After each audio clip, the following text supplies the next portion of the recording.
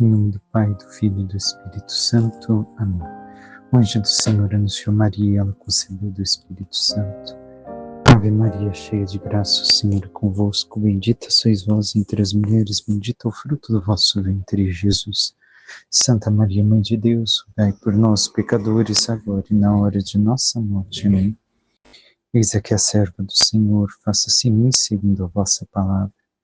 Ave Maria, cheia de graça, o Senhor é convosco. Bendita sois vós entre as mulheres, bendito é o fruto do vosso ventre, Jesus. Santa Maria, Mãe de Deus, rogai por nós, pecadores, agora e na hora de nossa morte. Amém. E o Verbo divino se fez carne e habitou entre nós. Ave Maria, cheia de graça, o Senhor é convosco. Bendita sois vós entre as mulheres, bendito é o fruto do vosso ventre, Jesus. Santa Maria, Mãe de Deus, rogai por nós, pecadores, agora e na hora de nossa morte. Amém. Rogai por nós, Santa Mãe de Deus, para que sejamos dignos das promessas de Cristo. Oremos, infundi, Senhor, em nossas almas a vossa graça, como vos pedimos, para que nós, que pela anunciação do anjo viemos a saber o mistério de vossa encarnação, paixão e morte e de cruz, cheguemos um dia à glória eterna dos céus pelo mesmo Cristo, Senhor nosso. Amém. Caríssimo irmão e irmã, hoje nós nos encontramos para meditar a liturgia desta quarta-feira, onde celebramos a memória de Santa Teresa de Jesus, Virgem e doutora da Igreja. Ela foi a primeira doutora da Igreja proclamada como tal. E o que temos a aprender dela? Temos muito, e como tantos santos, o pouco tempo que temos para meditar não seria suficiente para aprofundar tanto. Mas vejamos alguns aspectos antes de entrarmos nos textos litúrgicos e talvez nos estendamos mais aqui do que nos textos em si. Primeira coisa, Santa Teresa reconhece, depois de sua vida de convertida, que viveu 20 anos de vida religiosa de mornidão. Uma vida dividida entre Deus e o mundo, ela que deveria de ser freira, de viver uma vida de consagração e oração a Deus, se viu dividida. Ela relata isso. E então, quando aconteceu a sua conversão, por assim dizer, com 39 anos de idade. Ali, ela sente o chamado à conversão, onde, indo para o parlatório, onde as irmãs conversavam com os visitantes, viu uma imagem de Jesus carregando a cruz, chagado, e perguntou: mas Senhor, quem te colocou aí? E ele disse: a tua mornidão. Respondeu no coração dela.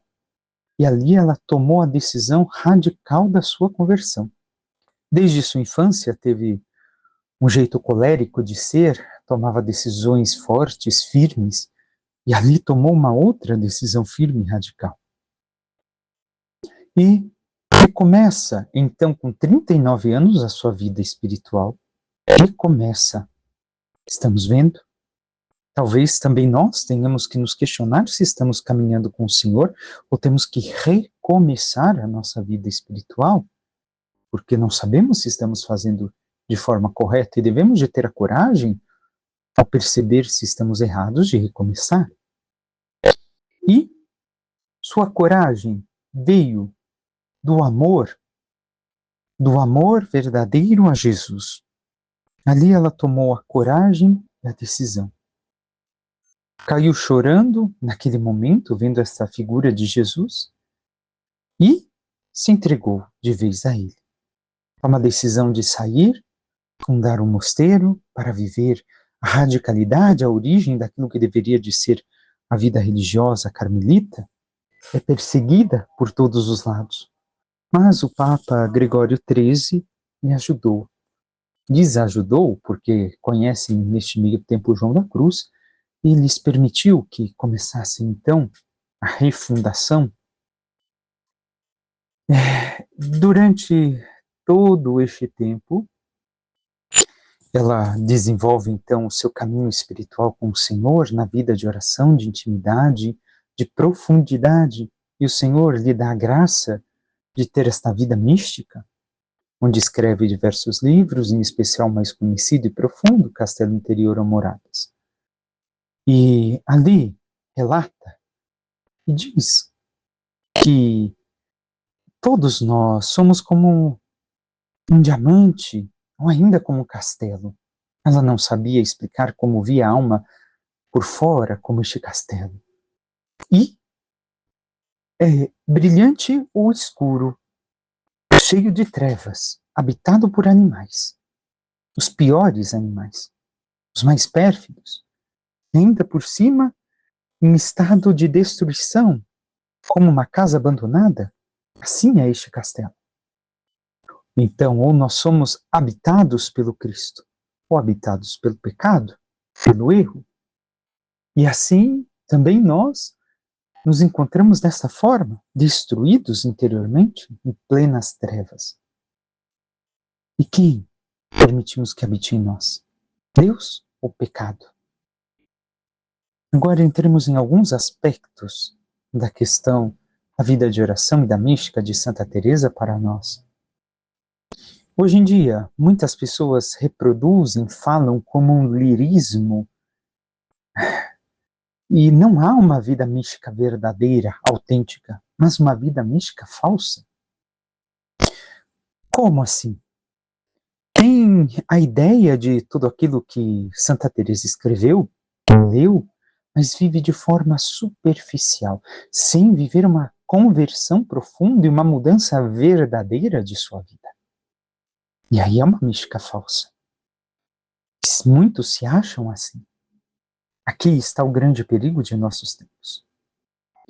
Tenhamos por certo aquilo que Teresa nos mostra, que todos tendemos a uma abertura ao sobrenatural e buscamos algo de profundo e de místico, que é o próprio Deus, este encontro verdadeiro com a graça. Quando o homem se abre à graça de Deus, assim a Trindade vem habitar. Tenhamos em conta, Jesus não habita em todas as almas. Deus habita em todas as almas de uma forma como ele sustenta toda a criação. Ali está a habitação de Deus. Mas ele realmente habita em nós como no castelo interior que relata Teresa, quando nós nos abrimos à graça. A Trindade vem então realizar em nós sua morada. E tampouco habita em nós como por esoterismo, que é uma coisa que se busca externamente, como certos rituais de religiões pagãs, poderíamos assim dizer, sem uma mudança moral. Não. O Senhor, ao habitar em nós, ao encontrar conosco, Ele faz uma morada autêntica e verdadeira. E assim o Evangelho e a vida de Cristo muda a nossa moral para que vivamos aquilo que Jesus viveu. Mas com uma mudança também radical de abertura às virtudes, onde nós buscamos praticar cada vez mais as virtudes e aprofundamos as virtudes na nossa vida. E assim, conforme vamos avançando no caminho de espiritualidade, vamos reconhecendo cada vez mais a nossa pequenez. E mesmo quando não se peca, a criatura se reconhece, reconhece a podridão que existe dentro de si, e o quanto má, e o quanto errada ela pode ser, se cede ao pecado. E com isso, então, nasceu e continua existindo dentro da pessoa uma grande humildade. Uma humildade incomparável e também impulsionada pela graça de Deus, ela é levada a fazer cada vez mais gestos virtuosos, profundos e grandiosos, como vemos, por exemplo, São Francisco abraçando em seu tempo a um leproso. Por quê? Porque a graça o impulsionou. Não é que ele quis. Humanamente, poderia não querer, mas a graça era tão grande, tão transformadora, que o impulsionava a fazer cada vez coisas maiores. Ou recordemos Damião de Molokai. E agora tenhamos em conta que o nível de santidade é desigual. Não seremos todos iguais na questão da santidade. Por quê? Porque cada um viverá o grau de santidade conforme a graça de Deus o chamar e conforme se abrir a mesma. Basta olharmos os santos, não são todos iguais, não são cópias um do outro. Podem ter uma mesma estrutura, mas cada um viveu diferente do outro a graça conforme Deus o chamou a viver. Então, tenhamos cuidado também quando falamos de castelo interior, ou quando falam para nós do castelo interior de Santa Teresa. Porque muitas vezes tem de pessoas que falam com uma vaidade oculta e por ali querem demonstrar que estou na quinta, sexta morada ou passando pela noite escura. Mas espera aí. E depois se vê, não, eu sou humilde, eu cheguei a um grau de humildade, eu sou pura humildade. Espera aí. Olha aí a vaidade escondida, a vaidade oculta. A verdadeira vida espiritual demanda grande humildade e obediência a Deus. Assim, a pessoa não é a mesma mais. Infelizmente, já acompanhei pessoas que queriam ter uma caminhada espiritual e hoje já não tem mais, digamos, este contato pela distância e tudo mais. Porém, a pessoa continuava a mesma. Ela não mudava. Ela não percebia o quanto se enganava dizendo que, não, eu estou sendo humilde, Deus me chama a isso, eu vejo, nossa, como... Espera, ela mesma não quis se abrir, ela continuou a mesma pessoa, dizendo e enganando-se de ser uma outra, de que a graça lhe havia transformado. Então estejamos atentos, porque se continuamos o mesmo, se não nos esforçamos e não mudamos, aí estamos caindo no chamado misticismo esotérico, que é tentar viver a mística cristã, mas com esoterismo pagão. Aí não dá. Não é o caminho que Santa Teresa propôs e que Deus propôs a ela e nos ensinou. E recordemos, Teresa está justamente neste tempo de grande confusão na Igreja, logo após passar pelo grande cisma do Oriente, o Papa de Avignon e de Roma. Tudo isso aconteceu pouco antes de Santa Teresa chegar. E também temos Lutero, no luteranismo, o protestantismo nascente. E aí a separação de tantos membros indo para este erro. Assim, Teresa foi inspirada por Deus a mostrar este caminho de volta àquela espiritualidade muito vivida desde os primeiros séculos do cristianismo.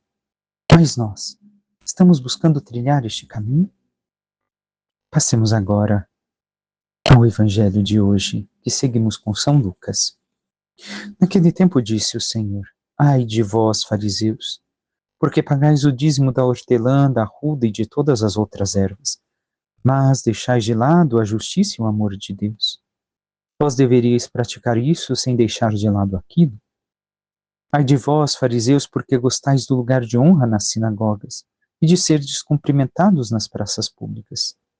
Ai de vós, porque sois como túmulos que não se veem, sobre os quais os homens andam sem saber.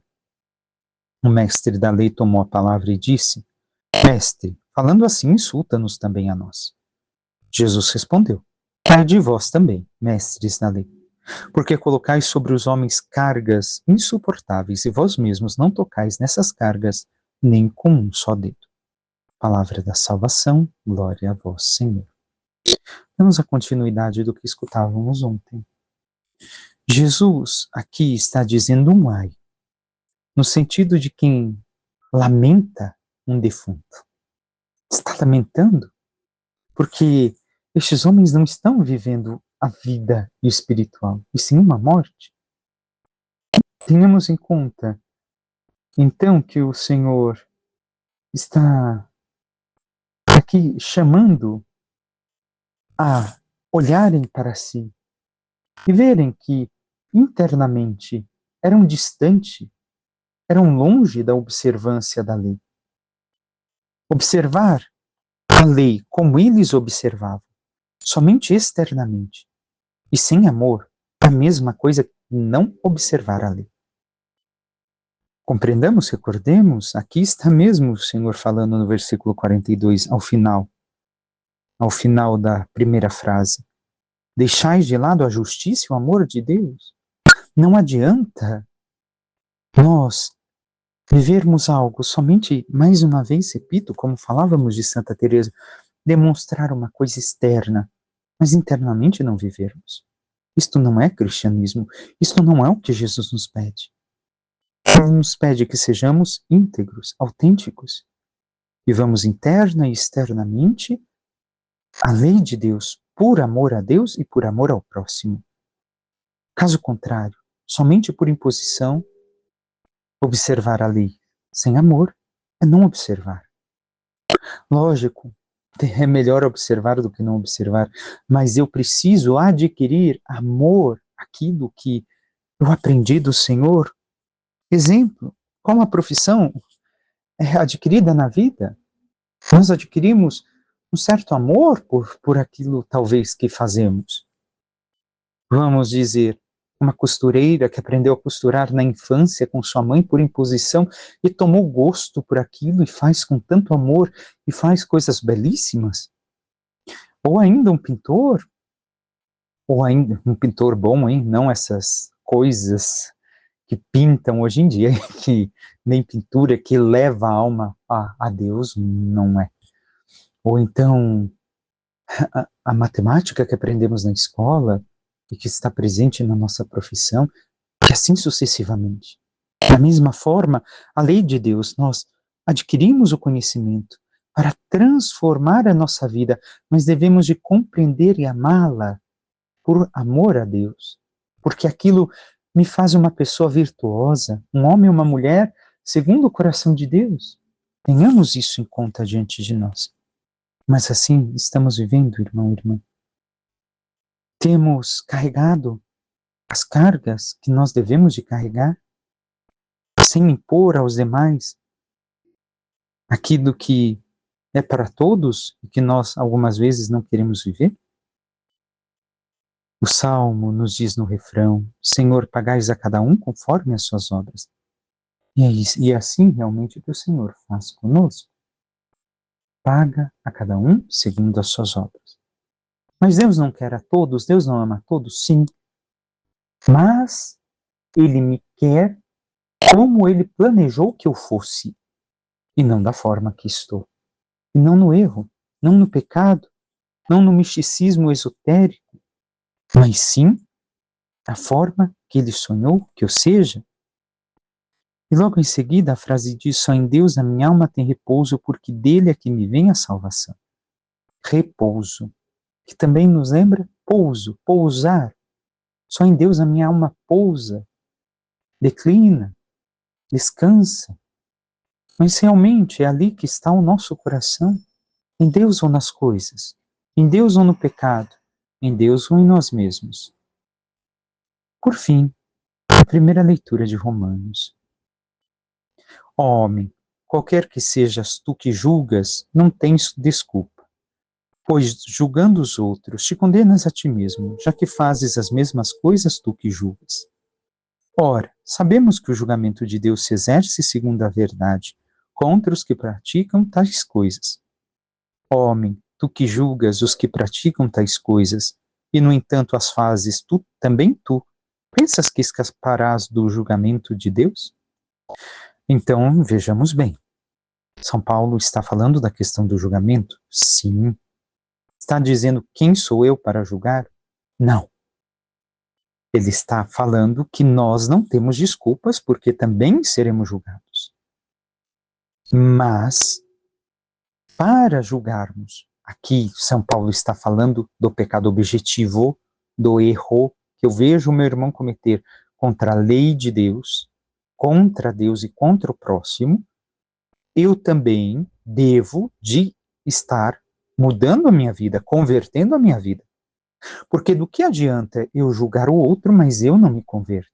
Eu não mudo, eu não me santifico. Infelizmente, na convivência, em outras realidades onde estive, tive pessoas que não enxergam isso. que não reconhecem, julgam os demais, condenam os demais, apontam o dedo na cara dos demais, mas fazem as mesmas coisas. E daí elas se justificam. Não, é que eu... Não. Se eu sei que é errado, se eu sei que estou indo contra a vontade de Deus, Deus já está me julgando por causa da verdade ou erro, então estou sendo julgado pela verdade, e reconhecendo o meu erro, eu tenho que mudar. Mas tenho me esforçado enquanto tal? Segue São Paulo. Ou será que desprezas as riquezas de sua bondade, de sua tolerância, de sua longanimidade, não entendendo que a benignidade de Deus é um insistente convite para te converteres? Deus é bom. Ah, mas Deus não fez nada contra mim, nada me aconteceu. Sim, mas São Paulo está dizendo a verdade. Deus é bom para conosco, esperando que nós nos convertamos. Aqui é o tempo da misericórdia de Deus. Ah, Deus é misericordioso. Sim, aqui, para nos convertermos. Caso contrário, não haja um esforço de nossa parte e nós hoje sejamos chamados pelo Senhor, podemos estar em condenação eterna e o que faremos? Não há mais volta. Então, a bondade de Deus é um convite para que eu me converta, para que eu mude. Por causa de teu endurecimento no mal e por teu coração impenitente, estás acumulando ira para ti mesmo no dia da ira, quando se revelará o justo juízo de Deus. Ou seja, permanecer no pecado sem esforço de mudança, sem pedir a graça, sem esforçar para a conversão, será para nós condenação. A ira do Senhor recairá sobre nós. Não porque Ele quer, porque nós quisemos. Porque nós, vendo a bondade de um Deus, pegamos esta bondade para abusar, ao invés de nos converter. Deus retribuirá a cada um segundo as suas obras. Para aqueles que, perseverando na prática do bem, buscam a glória, a honra e a incorruptibilidade, Deus dará a vida eterna. Então, vimos aqui, para aqueles que, perseverando, sendo severo consigo mesmos, exigindo de si mesmos, viver o bem, praticar o bem, Deus dará a vida eterna. Porém, para os que, por espírito de rebeldia, desobedecem à verdade e se submetem à iniquidade, estão reservadas ira e indignação. Quem persistir em não querer converter sua vida, insistir no mal e no pecado, a ira de Deus recairá. Tribulação e angústia para toda pessoa que faz o mal, primeiro para o judeu, mas também para o grego. Glória, honra e paz para todo aquele que pratica o bem, primeiro para o judeu, mas também para o grego. Pois Deus não faz distinção de pessoas. Não. E aqui volto a repetir a frase que disse ainda há pouco. Deus não faz distinção de pessoas. Porém, Ele me quer como Ele planejou que eu fosse. Então, devo de procurar praticar o bem. E quem é o bem? Deus. Deus é o bem, recordemos Jesus dizendo, só Deus é bom. E se Deus é bom, o bem está nele. E vivendo nele e praticando o que ele nos pede, nós exercemos o bem. Não o bem humano, porque muitas vezes o que aos olhos dos homens hoje de nossa sociedade parece ser algo bom, praticar um bem, seja um mal, uma condenação. Como, por exemplo, tirar a vida de um idoso, onde certos países estão permitindo que os filhos escolham tirar a vida de seus pais por remédios, mas que eles tirem porque acham que os pais já estão dando trabalho e tudo. Isso é um bem aos olhos da humanidade que vive na iniquidade, sim, mas aos olhos de Deus jamais será. Então, para isso, para praticarmos o bem, necessitamos estar na intimidade com o Senhor, como diz Santa Teresa, na via de oração profunda, numa busca de conhecer ao Senhor intimamente cada vez mais, na oração, na meditação, na contemplação, no terço, na adoração, e assim sucessivamente. Somente assim conheceremos o que é o bem e o que devemos praticar para merecermos a vida eterna. Peçamos à Santíssima Virgem Maria, nossa Mãe, que interceda por cada um de nós e nos ajude a cada vez mais nos abrirmos ao Senhor, buscá-lo na oração, na intimidade, como Santa Teresa, nos abrindo totalmente à graça, como também ela abriu sua vida à graça de Deus. E assim permitindo que a Santíssima Trindade habite em nós, possamos conhecer sua vontade e seus desígnios e nos convertamos de todo o coração e com todo o nosso ser, para que nos abandonando em Deus e vivendo sua santidade, mereçamos um dia a glória dos céus. Louvado seja nosso Senhor Jesus Cristo, para que sempre seja louvado. Por intercessão da Santíssima Virgem Maria, de todos os santos e anjos de Deus, em especial Santa Teresa de Jesus, a bênção do Deus Todo-Poderoso, Pai, Filho e Espírito Santo, desça sobre vós, vossas famílias, vosso trabalho e tudo que vos pertence. Louvado seja nosso Senhor Jesus Cristo, para que sempre seja louvado. Um santo e abençoado dia a todos.